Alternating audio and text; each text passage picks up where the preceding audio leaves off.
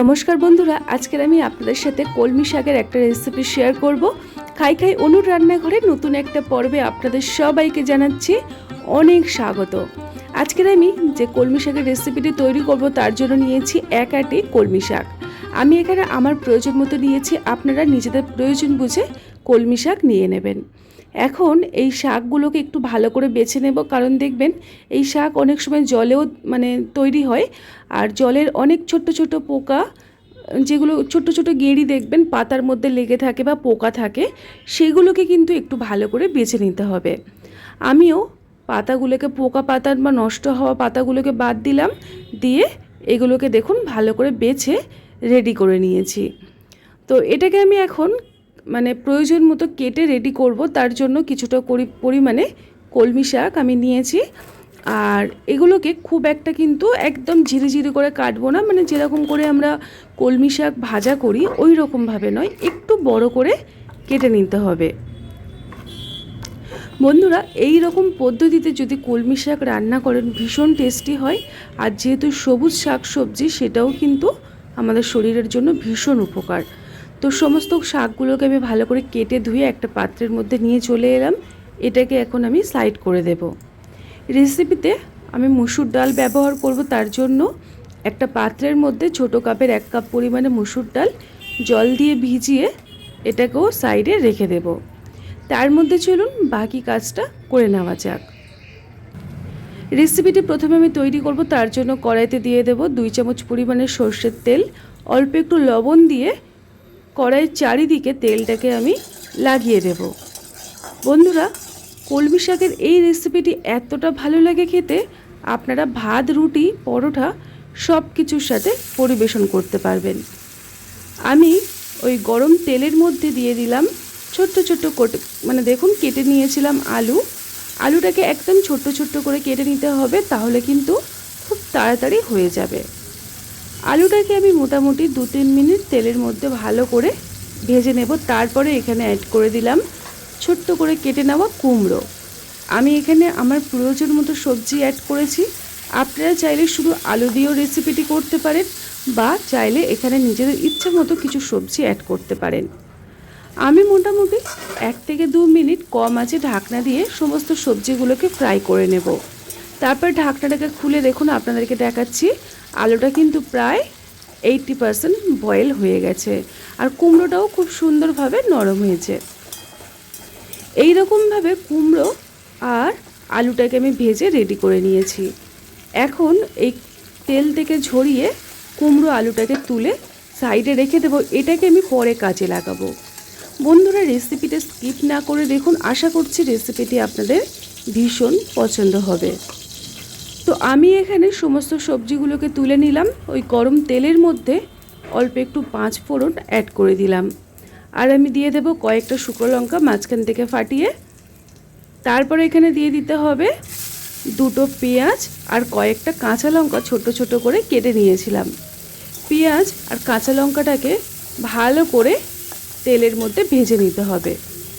পেঁয়াজটা যতটা ভালো করে ভাজা হবে রেসিপিটি ততটাই টেস্টি হবে। আমি এখানে ছোট্ট চামচের 1 চামচ পরিমাণে আদা আর রসুন বাটা দিলাম। দিয়ে দিলাম হলুদ গুঁড়ো, লাল লঙ্কার গুঁড়ো, জিরে গুঁড়ো, ধনে গুঁড়ো, সমস্ত যে গুঁড়ো মশলা সেগুলোকে অ্যাড করলাম। অল্প একটু জল দিয়ে ভালো করে পেঁয়াজের সাথে মশলাটাকে কষিয়ে নিতে হবে। তারপরে দিয়ে দিতে হবে যে ডালটাকে আমি ভিজিয়ে রেখেছিলাম, মুসুর ডাল, সেটাকে জল ঝরিয়ে মশলার সাথে অ্যাড করে দিলাম। এখন এই ডালটাকে সমস্ত মশলার সাথে হাতের সময় নিয়ে ভালো করে কষিয়ে নেব। দেখুন এই রকম একদম শুকনো শুকনো করে কষিয়ে নিতে হবে। দেখবেন খুব সুন্দর একটা ফ্লেভার আপনারা কিন্তু নাকে পাবেন। তো এই রকমভাবে কষিয়ে নিয়ে তারপরে এখানে অ্যাড করে দিতে হবে কলমি শাক, যে শাকটা আগের থেকে কেটে রেডি করে রেখেছিলাম।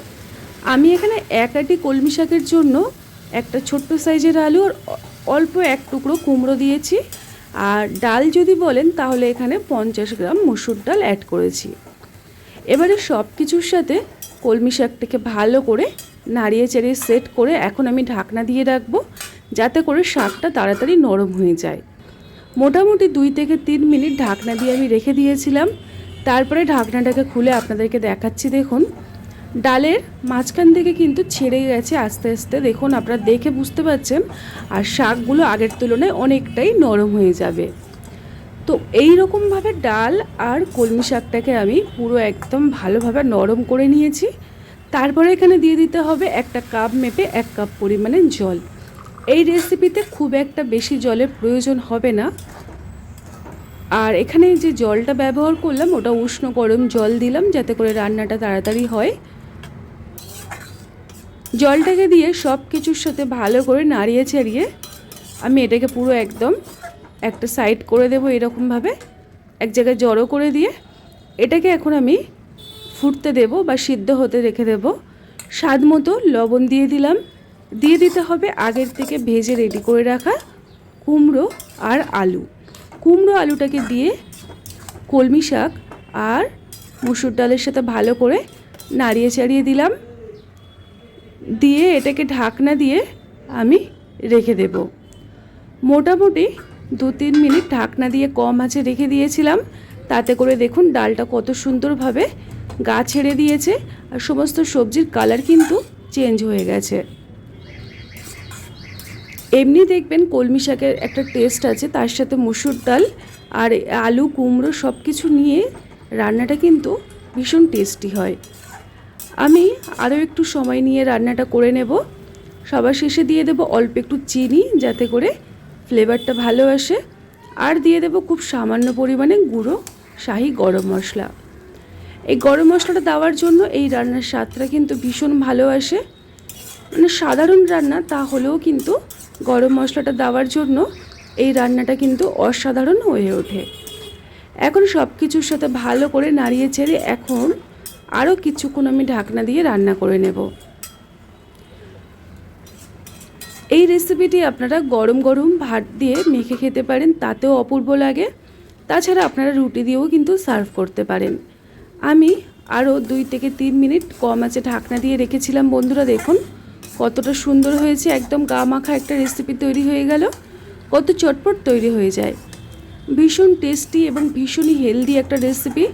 একবার হলেও এই রকমভাবে কলমি শাকের রেসিপিটি বানিয়ে দেখবেন, তারপরে আমাকে জানাবেন যে রেসিপিটি কেমন লেগেছিল। খাই খাই অনু রান্নাঘরের এই রকম নিত্য নতুন রেসিপি পাওয়ার জন্য চ্যানেলটিকে সাবস্ক্রাইব করে নিতে পারেন। আর যদি নতুন হয়ে থাকেন তাহলে নোটিফিকেশনে অল বাটনটি প্রেস করে দেবেন। আজকের মতো এই পর্যন্ত, সবাই ভালো থাকবেন, সুস্থ থাকবেন, টাটা।